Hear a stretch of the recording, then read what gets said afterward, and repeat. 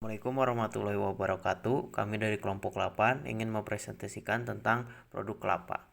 Yang pertama, kami perkenalkan dulu dari kelompok kami. Yang pertama ada Sahla Nur Adilah, NPM 24011020040. Yang kedua ada Novia Sandra Lestari, NPM 24011020041. Yang ketiga ada Pandusena Ari Prasetyo, NPM 24011020042. Yang keempat ada Eva Nurani, NPM 24011020044.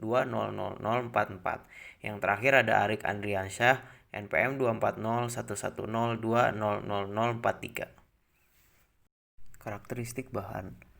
Kelapa yang digunakan untuk dijadikan minyak kelapa adalah yang memiliki kadar minyak paling banyak dalam buahnya.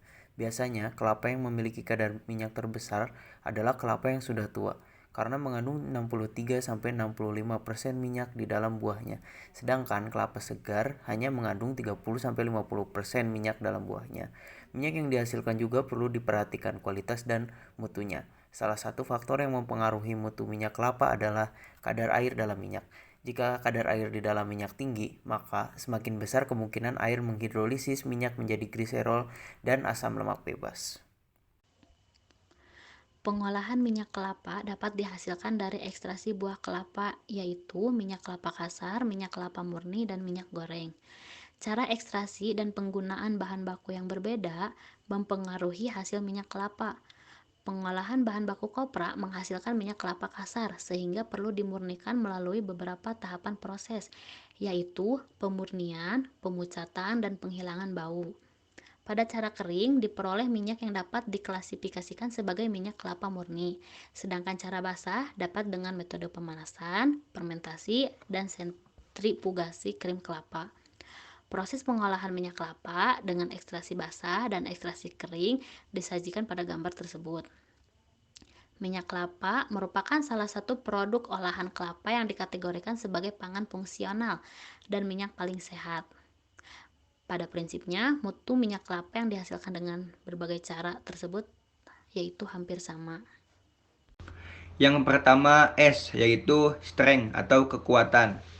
Produk minyak kelapa memiliki kekuatan, yaitu yang pertama, bahan baku mudah diperoleh dan tersedia secara kontinu atau berkelanjutan, karena Indonesia merupakan negara potensial dalam menghasilkan kelapa.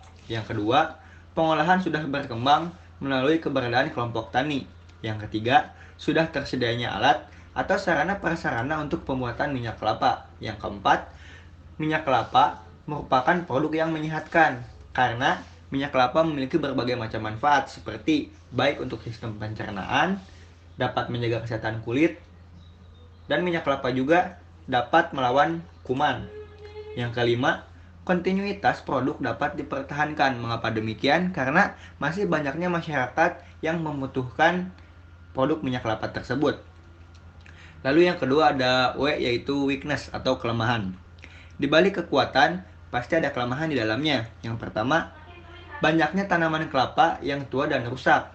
Yang kedua, standar kualitas, kebersihan, dan kemurnian rendah. Itu disebabkan karena tanaman kelapa yang tua dan rusak. Lalu yang ketiga, infrastruktur belum merata meskipun sudah tersedianya alat atau sarana prasarana pembuatan minyak kelapa tersebut. Yang keempat, utilitas atau tingkat kepuasan masyarakat terhadap industri minyak kelapa masih rendah. Faktor eksternal.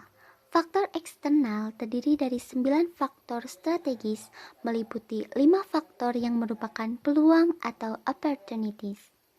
Di antaranya, meningkatkan pendapatan dan lapangan pekerjaan, pangsa pasar yang luas, jumlah penduduk yang semakin meningkat, teknologi pengolahan tepat guna sudah ada, dan permintaan pasar yang semakin meningkat.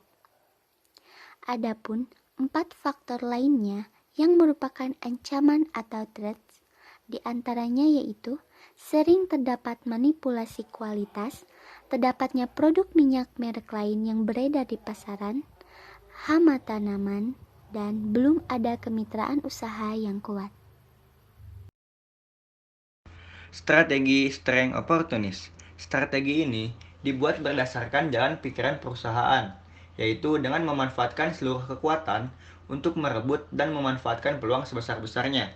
Strateginya yaitu yang pertama, meningkatkan jumlah produk, lalu yang kedua, melakukan ekspansi pasar. Strategi strength trade. Strategi ini menggunakan kekuatan yang dimiliki perusahaan untuk mengatasi ancaman. Strateginya yaitu yang pertama, pemberian label pada produk, lalu yang kedua, memproduksi produk yang sesuai standar kualitas agar dapat bersaing dengan merek lain. Strategi weakness opportunities. Strategi ini diterapkan berdasarkan pemanfaatan peluang yang ada dengan cara meminimalkan kelemahan yang ada. Strateginya yaitu yang pertama, meningkatkan SDM dalam penyerapan teknologi dan informasi mengenai pengolahan produk olahan kelapa melalui pelatihan dan pendampingan usaha serta pengetahuan pasar.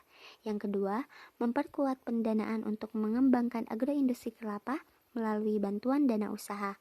Dan yang terakhir, peningkatan sarana serta prasarana pendukungnya. Strategi weakness threats. Strategi ini didasarkan pada kegiatan yang bersifat defensif dan berusaha meminimalkan kelemahan serta menghindari ancaman.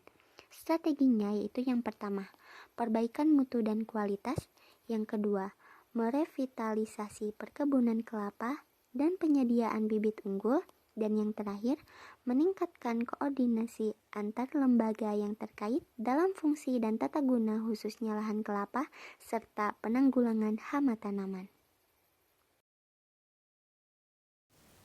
Selanjutnya adalah strategi pengembangan usaha pengolahan kelapa.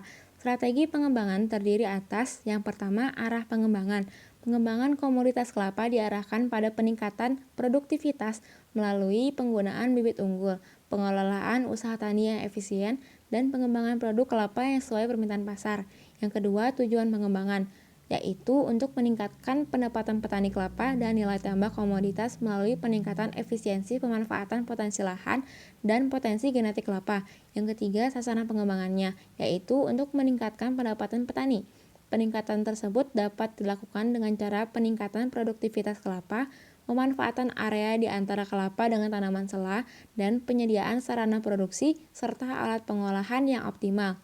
Yang keempat, prioritas pengembangan. Berdasarkan pertimbangan potensi lahan dan nilai produk, maka prioritas pengembangan yaitu pola usaha tani dalam bentuk polikultur, kelembagaan dan pembinaan petani, pengembangan produk berdasarkan kondisi wilayah, pembinaan dan pelatihan, inovasi teknologi, pengembangan pasar, dan pembiayaan. Yang kelima, tahap pengembangan yang dibagi menjadi 3 berdasarkan jangka waktu, jangka pendek, menengah, dan panjang. Implementasi strategi pengembangannya yaitu meliputi yang pertama, optimalisasi usaha tani. Diperkirakan ada sekitar 75-80% lahan di antara kelapa yang belum dimanfaatkan. Hal tersebut memungkinkan untuk pelaksanaan diversifikasi usaha tani kelapa dengan tanaman sela atau polikultur. Yang kedua, pengembangan produk. Pengembangan produk disesuaikan dengan potensi kawasan yang diarahkan untuk menghasilkan produk sesuai kebutuhan pasar. Pengembangan produk kelapa pada tingkat kelompok tani membutuhkan dukungan alat pengolahan untuk menghasilkan aneka produk primer. Yang ketiga, pemasaran produk. Upaya pengembangan pemasaran dilakukan dengan pasar dalam dan pasar luar negeri. Produk untuk pasar lokal yaitu buah kelapa muda, koktail kelapa, selai kelapa, dan masih banyak lagi.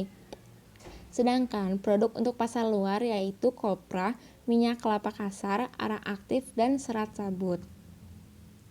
Cukup sekian dari kelompok 8. Mohon maaf apabila ada kekurangan. Assalamualaikum warahmatullahi wabarakatuh.